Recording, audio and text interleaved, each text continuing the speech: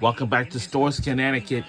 Right before the break, They've been so good. I Look, think they're who had a unable timeout, to but I don't pull know out who it here. So was. a But minute four left, but it would be a bad loss.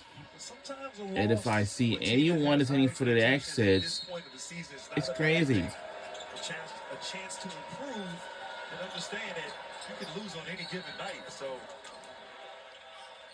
definitely a disappointing performance here for these Huskies, but there's still a lot of basketball left in this season.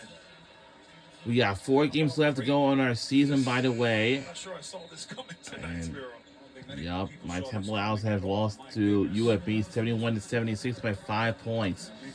It's crazy. Clearly on that Connecticut sideline, Alex Caravan, rare off night for him. He's been the picture of consistency for the Huskies.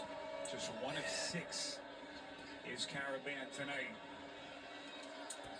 So Fedor Zugic, junior from Montenegro, just hopped on with us, inserted as a starter tonight. First start of his career, taking the spot of Owen Freeman. Has had a disappointing season, no doubt, for Creighton. And give Zugic credit. Not only did he play tonight, Grant, he made some timely baskets in the game for the Blue Jays. He really did. And just a great decision from Greg McDermott. And he's been playing well as of late. We saw him earlier this year in Vegas, at the Players Era Festival, and just gaining confidence and trust from his teammates. And he was not a freshman. We're under a minute ago in the second half. If we lose this game and we messed up Can't say that anymore. our standings, Under 53 seconds, Ryder and misses if at the in it, it's messed. And now the Huskies in serious trouble. And we're in trouble. T here. He is on the officials. It's been disappointed. There's been a lot of contact on his guys when they went to the rim. Right here. No quit at all. Josh Dix just saving the basketball. Hot potato. Blake Harper, who has checked in and been incredibly efficient here in the second half. So St. John's certainly is going to be pleased as they see this score. St. John's Marquette coming up tonight right here on TNT. So they will take over sole possession of first place, at least for the moment, by way of this potential result if Creighton holds on. And keep in mind, St. John's does have a game at hand, at least for the moment. As that second free throw is good. 12-point Blue Jays lead, and this place is eerily quiet. I think they're stuck. Demery contact. Ain't gotta plus a foul. Greg McDermott. We're not going away just yet. So an and one potentially here for Demery. And I'd like to see more of that from Demery. Maybe a little bit too little, too late, if you will. But a lot of times I felt Demery was getting into the paint and looking to pass. Can't believe some people in this place are heading for the exits because of us. I'd like to see that physicality and that aggressiveness, sort of looking to be more of a scorer than a facilitator. Silas Demery Jr. so good in the first half. Quite the same impact offensively since. As boy, did Creighton make the adjustments with their defense, Grant, during the halftime. Yes, they did. Contact here as the Huskies try to extend this game as much as they can. Put this game aside now. Let's assume Creighton's going to hold on to win. First time for UC in Connecticut, you said in person this season tonight. You start to think about the great teams this year. You mentioned Duke, you mentioned Michigan, Arizona, so many excellent teams. Where does Connecticut stack up as you start to think about March? Well, I mean, look, there's still a lot of basketball left. Unlike those teams, all have, maybe a dominant player. To me, Michigan is such an outlier. So, Villanova will be the Saturday, February 25th. St. John's, February 28th. Seton Hall did our last game on March 7th against Marquette. So, yeah. This team is more about the collective. UConn versus Villanova to get it done, and that's what they've done. They can win. will be playing at the Expandable Arena in South Philadelphia. Is so finite with them. Three is good. So, like I said, in the grand scheme of things, this may not be the worst thing. Sometimes losing this part of the season can just let you know that there's work to be done, and you have to bring the effort, and you have to bring the focus, no matter who you play against. I'm sure Dan Hurley will have his team bounce back and be ready for what's to come. There is still work to be done right now for Greg McDermott's Blue Jays, as Creighton not quite out of the woods just yet. 8-point game with 29.3 left as we check in with Jared. Grant was talking about how this may not be the worst thing for UConn. You go back to their most recent championship in 2024. They go on the road to Creighton late in February that year and suffer a 19-point setback. It was what Coach Hurley called a championship response that led them to not losing another game the rest of the season and defending their national championship.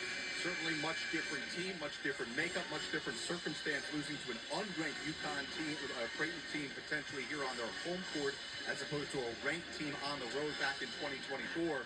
But you have to imagine if the result holds, Coach Hurley will point to that back in 2024 as an example of what can be done after a heartbreaking loss. And that's a great point, Jared. And, you know, the interesting thing, we talked about the Arizonas, the Michigans, the Dukes. Like, they're pretty much, you know, they're pretty much going to be a #1 seed if all things play out. UConn, like, they're going to have to win out. This is a tough loss right here. They're going to have to win the rest of their games, win the Big East tournament. Oh, wow. And all of our fans and everyone else is going to be heading for the exits right after this. It's crazy. Matchups and upsets. So, yeah, being a 1 seed, critical for the UConn Huskies. Harper inbounds, trying to get it to Graves. They trap him. Graves has to do something here. He's going to take a timeout. With Creighton with multiple timeouts left.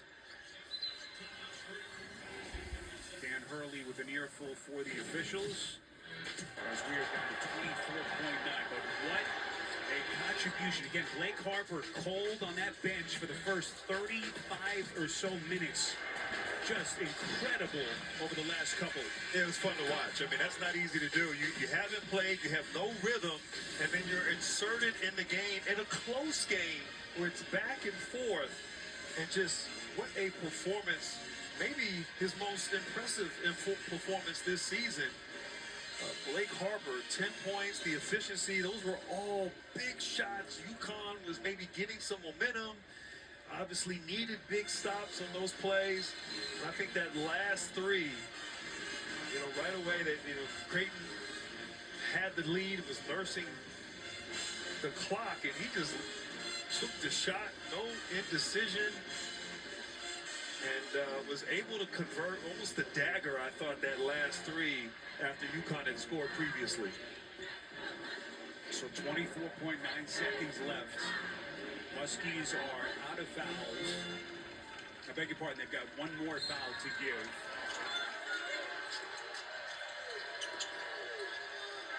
Well, both teams are in the bonus. Our stats monitor not quite updated here. Woo! As we get a whistle here, Dix is going to be put on the free throw line.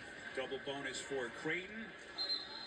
And that right there was a nice play. It was a little risky to pass, but Green had the smaller defender on him, and they just threw the ball up there. Smith is giving up some size, only 6'1", Green 6'8". Looked like a wide receiver on that. Grant, just to get back to Connecticut, and you start to think about March and potential seedings, they got to go to Philly on Saturday to play Villanova, and then a week from tonight. Yup. UConn Huskies men's basketball team is coming to my city of brotherly love, Philadelphia, this Saturday on, and they will play in my city of brotherly love, Philadelphia. And the three is good. So that's going to cut it to 7. 12 seconds. Now, there's some people that have already left out of here. Oh, it's not because we're losing. Long to the stretch where their offense failed them here in the second half. As get another look at that stroke from the freshman. Yeah, he has, what a great release, quick trigger, has a little bounce in his shot. Fifth three of the night for Mullins. Part of his 22-point performance. I think Greg McDermott's going to get Blake Harper some more minutes in their next one. Or maybe not. Maybe he'll just wait till the 9-minute mark in the second half. And strategy worked. 8-point deficit. Our fans is just leaving out of here because we're losing. That's crazy. This weekend they'll play in New York against St. John's as they try to breathe life into what has been a difficult season. 5 seconds. Mullins jump past Ryba into the corner. Ross missed. And it's not even enough. 4 left. And it's laziness is good, but it's not enough. And we lost. Darn it. Oh. The number 5 team in the country. Oh, now we messed up our top 1 first place standings. Man. Now we just drop it down to second place. Now St. John's are back in first place now. That's crazy. From start to finish, Creighton came out confident. They executed their game plan. And right now, with the up and down, sitting in the 5th spot and feeling good about this performance. Can they use this as momentum as they finish out the regular season? Remains to be seen. The Connecticut Huskies lose at home in conference play for only the 2nd time in their last 32 appearances in the Big East in this building.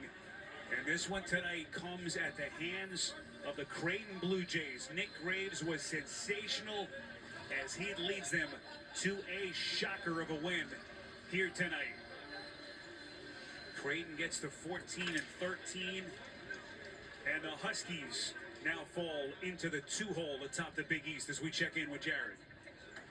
With Josh Dix. Josh, with all that you've been through the last couple of weeks, to come on the road here and pick up a win at number 5 UConn, what does this mean to you? Yeah, it means a lot. You know, our team has stuck together. You know, we've been through some hard games, hard weeks, but, you know, we stuck together, and, you know, the support from fans and all that has been great. I saw Coach Danny Hurley had a special message for you. Yeah, you know, he's a great coach. He's a legend. You know, I really respect that, and I appreciate it.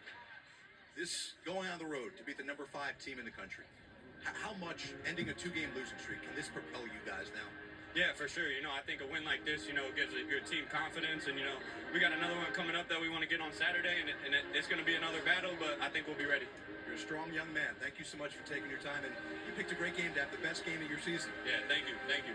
Guys, back to you. All right, Chad, what a performance by Josh Dix, one of the true leaders of this program. As that young man, all he's been through over the last couple of weeks. Huge win for the Blue Jays as they defeat. That is going to do it, and we'll see UConn men's team this Saturday in Philadelphia, PA, since I'll be working there for Saturday. We'll see them then.